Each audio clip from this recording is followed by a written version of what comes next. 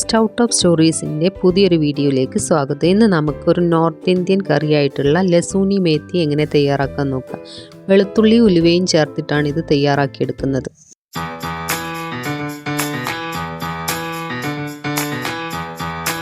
ഇതിനു വേണ്ടി 2 table spoon roast ചെയ്ത ചനാദാലും റോസ്റ്റ് ചെയ്ത പീനട്ടും എടുത്തിട്ടുണ്ട്. ഇനി ഇത് നമുക്ക് കുറച്ച് വെള്ളവും ചേർത്തൊന്ന് പേസ്റ്റ് ആക്കി എടുക്കണം. ഇനി ഒരു പാൻ വെച്ചിട്ടുണ്ട്.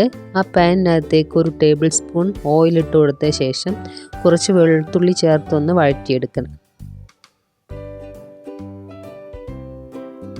വെളുത്തുള്ളി വഴന്ന് വരുമ്പോൾ ഇതിനകത്തേക്ക് നമ്മൾ ചെറുതായി അരിഞ്ഞു വെച്ച ഉലുവയിലയും കൂടെ ചേർത്തൊന്ന് വഴറ്റിയെടുക്കണം. ലോ ഫ്ലെയിമിൽ വേണം ഇതൊന്ന് ചെയ്തെടുക്കാൻ. ഇനി ഇതൊന്ന് വഴന്ന് വന്നിട്ടുണ്ട്. ഇനി ഇത് നമുക്ക് വേറൊരു പാത്രത്തിലേക്ക് മാറ്റി വെക്കാം. ഇത് വളരെ ഹെൽത്തിയും ടേസ്റ്റി ആയിട്ടുള്ള ഒരു കറിയാണ്. ഇനി നമുക്ക് അതേ പാനിൽ തന്നെ 2 ടേബിൾ സ്പൂൺ ഓയിൽ ഒഴിച്ചു കൊടുക്കുക. ഇനി അതിനകത്തേക്ക് കുറച്ച് ജീരകവും 2 വറ്റൽമുളകും ചേർത്തൊന്ന് റോസ്റ്റ് ചെയ്തെടുക്കുക.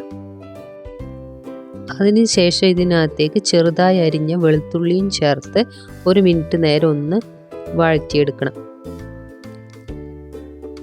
വെളുത്തുള്ളി ഒന്ന് വഴന്നു വന്ന ശേഷം ഇതിനകത്തേക്ക് സവാള ചേർത്ത് കൊടുക്കുക. ഒരു വലിയ സവാളയാണ് ചേർത്ത് കൊടുത്തത്.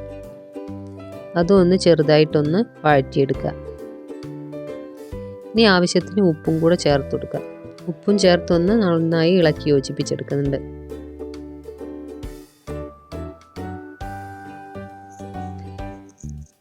ഇപ്പോൾ നമ്മുടെ സവാളയൊക്കെ നന്നായി വഴന്നു വന്നിട്ടുണ്ട്. ഇനി ഇതിനകത്തേക്ക് മസാലപ്പൊടികൾ ചേർത്ത് കൊടുക്കുക. 1/4 ടീസ്പൂൺ മഞ്ഞൾപ്പൊടി, 1 ടീസ്പൂൺ മുളക് പൊടി, 1 ടീസ്പൂൺ മല്ലിപ്പൊടി, 1/2 ടീസ്പൂൺ ജീരകം പൊടിച്ചത് ചേർത്ത് ഒന്ന് നന്നായി വഴറ്റിയെടുക്കുക. മസാലയുടെയൊക്കെ പച്ചമണം മാറുന്നവരെ ഒന്ന് വഴറ്റിയെടുക്കണം. അതിനകത്തേക്ക് കുറച്ചുകൂടെ ഉപ്പ് ചേർത്ത് കൊടുക്കുന്നുണ്ട്.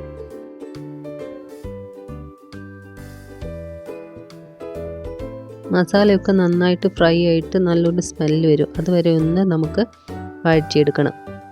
ഇനി ഇതിനകത്തേക്ക് കുറച്ച് വെള്ളം കൂടെ ചേർത്ത് കൊടുക്കുക. വെള്ളവും ചേർത്ത് നന്നായി ഇളക്കി യോജിപ്പിച്ചെടുക്കുക.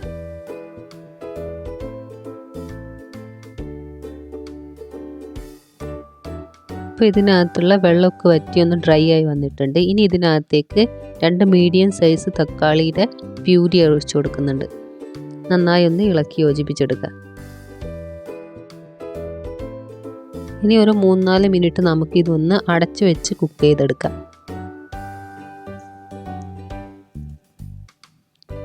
ഇപ്പോൾ നമ്മൾ അടപ്പ് തുറന്ന് നോക്കിയിട്ടുണ്ട്. ഇപ്പോൾ നന്നായിട്ട് തിളച്ച് വന്നിട്ടുണ്ട്. ഇനി ഇതിനകത്തേക്ക് നമ്മൾ നേരത്തെ അരച്ചു വെച്ച ആ പേസ്റ്റ് ചേർത്ത് കൊടുക്കണം.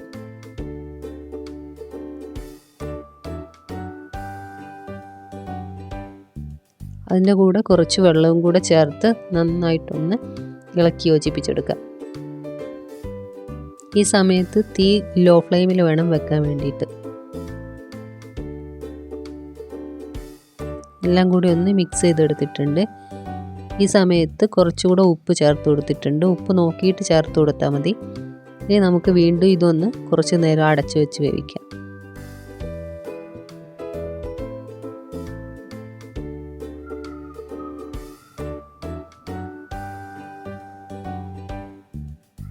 അപ്പം നമ്മുടെ കറിയൊക്കെ നന്നായിട്ടൊന്ന് കുറുകി വന്നിട്ടുണ്ട്. ഈ സമയത്ത് ഇടയ്ക്കിടയ്ക്കൊന്ന് ഇളക്കി കൊടുക്കണം.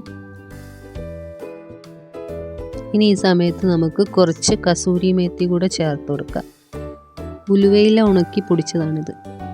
നന്നായിട്ട് മിക്സ് ചെയ്തെടുക്കുക. ഇത് ചേർക്കുമ്പോൾ ഒരു പ്രത്യേക സ്മെല്ല് വരും ഇതിന്.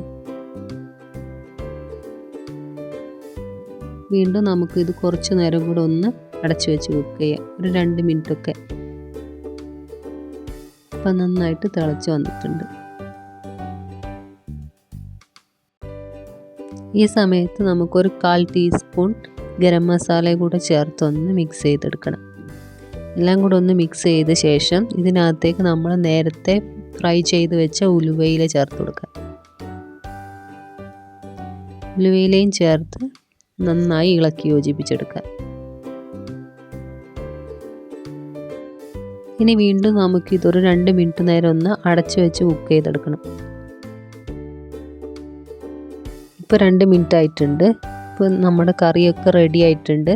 ഓയിലൊക്കെ നന്നായിട്ട് തെളിഞ്ഞ് വന്നിട്ടുണ്ട്. ഇനി നമുക്ക് ഇതിനകത്തേക്ക് ഒരു താളിപ്പ് ചേർത്ത് കൊടുക്കാം. കുറച്ച് ഓയിലും അതിനകത്തേക്ക് ഒരു 4-5 വെളുത്തുള്ളിയും 2 വറ്റൽമുളകും ചേർത്ത് ഒന്ന് ഫ്രൈ ചെയ്തെടുത്തിട്ട് നമുക്ക് കറിയിലേക്ക് ഒഴിച്ചു കൊടുക്കാം.